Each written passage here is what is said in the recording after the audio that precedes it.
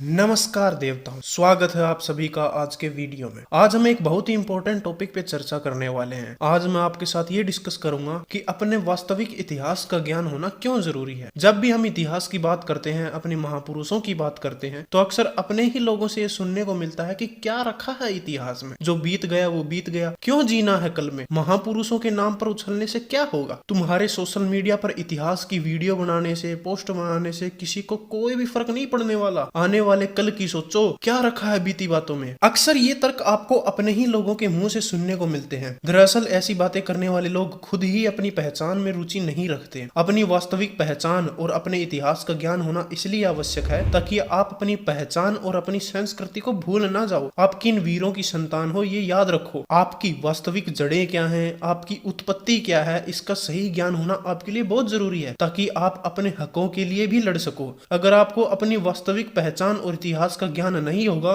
तो आप किसी की भी झूठी बातों में फंस जाओगे। और पहचान रहित मनुष्य की कोई कदर नहीं करता। कोई कहेगा आप फला जाति से निकले हो, कोई कहेगा आपका कोई इतिहास नहीं है, और इस तरह आपको गुमराह किया जाएगा। अगर आपको अपने सही इतिहास का ज्ञान नहीं होगा तो आपका सोशल स्टेटस भी अपने आप डाउनग्रेड होता चला जाएगा। कोई कहेगा तुम तो बस 400 साल पुराने हो, तुम कब से योद्धा होने लगे, तुम्हारा तो कोई इतिहास ही नहीं है, तुम्हारा तो खुद का कोई अस्तित्व ही नहीं है। मगर देखा जाए तो असली लड़ाई अस्तित्व की ही रही है। हर कोई अपने अस्तित्व के लिए ही लड़ रहा है इस दुनिया में, चाहे वो हिंदू हो या मुस्लिम हो, इंसान हो या जानवर हो, चाहे किसी भी देश में रहने वाला हो, चाहे किसी भी जाति से हो। यही होता आया है शुरू से। जो अपने अस्तित्व के लिए लड़ता है और अपने आप को पहचानता है वही जिंदा रहता है, उसी का सम्मान होता है। जो अपनी पहचान भूल जाता है, समाज भी उसके साथ सही व्यवहार नहीं करता। इतिहास पढ़ोगे तो समझ आएगा कि आप क्या थे और क्या हो चुके हो। आपने पहले कौन सी ऐसी गलतियां की हैं जिससे आपके पूर्वजों का नुकसान हुआ था। उन गलतियों से सीखना है और दोबारा उनको नहीं दोहराना है। किस तरह से आपके पूर्वजों ने मुश्किल हालातों में भी अपना अस्तित्व कायम रखा, अपने हक के लिए लड़े, क्या तरकीबें उन्होंने यूज की, उनका अनुसरण करना है। समुदाय के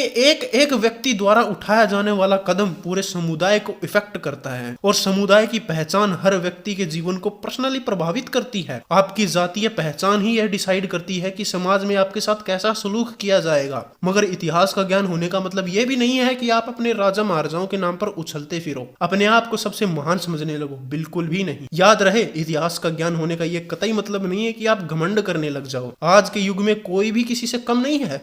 बेशक गर्व करें अपनी पहचान पर, अपने महापुरुषों पर, मगर कभी घमंड ना करें। याद रहे, घमंड और गर्व में अंतर होता है। घमंड आपका नाश करवा सकता है मगर गर्व आपको मोटिवेटेड रखता है। तुम्हारे पूर्वज कितने भयंकर हालातों से गुजरे हैं, उन्होंने कैसे अपना अस्तित्व बनाए रखा, कैसे वो उन मुश्किल हालातों से लड़े, उससे हमें सीखना चाहिए। एक उदाहरण के लिए महाराजा सूरजमल जी के जीवन को देख लीजिए। चारों तरफ उनके दुश्मन थे, चारों तरफ से राजपूत, मराठा, अफगान, मुगलों से घिरे हुए थे, मगर फिर भी किस तरह उन्होंने समझदारी से और अपनी वीरता के बल पर इतना बड़ा साम्राज्य खड़ा कर दिया। महाराजा रणजीत सिंह जो स्मॉल पॉक्स नाम की बीमारी से गुजर रहे थे, उन्होंने अपने सभी प्रतिद्वंद्वियों को हराया, पंजाब को यूनाइट किया, अफगान, मुगल और अंग्रेजों तक को झुकाया। उन मुश्किल हालातों में कैसे वो लड़े, उन्होंने हार नहीं मानी। आज का युवा छोटी सी बात पर परेशान होकर बैठ जाता है, डिप्रेशन में हो जाता है, स्ट्रेस लेकर बैठ जाता है। जिंदगी में थोड़े से मुश्किल हालात आने पर ही हार मान बैठता है। उन्हें अपने पूर्वजों से सीखना चाहिए। उस वक्त तो वो संसाधन भी नहीं थे जो आज हमारे पास हैं, मगर फिर भी उन्होंने हार नहीं मानी। आज हमारी जिंदगी उनके मुकाबले काफी आसान है।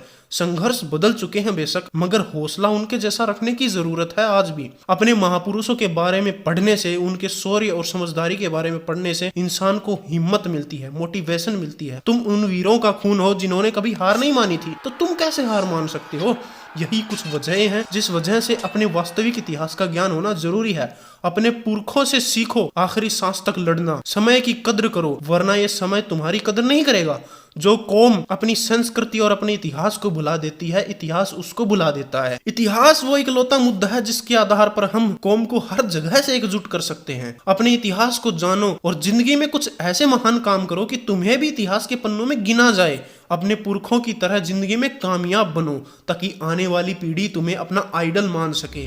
अपने पूर्वजों का गर्व सिर से ऊंचा कर दो। तुम्हारे पुरखों के महान कार्यों से प्रेरित होकर तुम्हें भी महान बनना है। तुम भी महान काम करो। अपने इतिहास को पढ़ते रहो और नए पन्ने जोड़ते रहो। अगर तुम अपने इतिहास और संस्कृति पर ध्यान नहीं दोगे तो वो गुमनाम कर दिया जाएगा और फिर आपके इतिहास पर नजर गड़ाए और भी कई गिद्ध बैठे हैं जो तुम्हारे पूर्वजों को, तुम्हारे इतिहास को मैनिपुलेट करेंगे और आने वाले समय में तुम्हें ही अपनी नाजायज औलाद करार कर देंगे। और अपने सही इतिहास से अनजान लोग ऐसे इतिहास चोरों का सामना भी नहीं कर पाते हैं।